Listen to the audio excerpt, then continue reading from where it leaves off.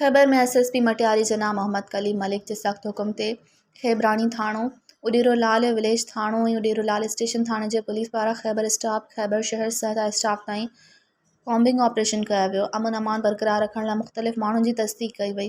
100 खां वधीक शकी माण्हुनि खे तस्दीक लाइ लाॻापियल पुलिस शनाख़्ती कार्ड ऐं मोटरसाइकिल सां कागज़ चेक कया। तस्दीक़ बाद खेनि हंधनि मंज़िल ॾांहुं रवानो कया वियो। लाॻापियल खेबरानी SHO तस्लीम अहमद भुरगड़ी उडेरो लाल विलेज, ASI अलहारिनो मीरजत ऐं उडेरो लाल स्टेशन ASI अली दोस्त भ्रमाणी जी सरबराही में पुलिस जी वॾी नफ़री सर्च ऑपरेशन कयो।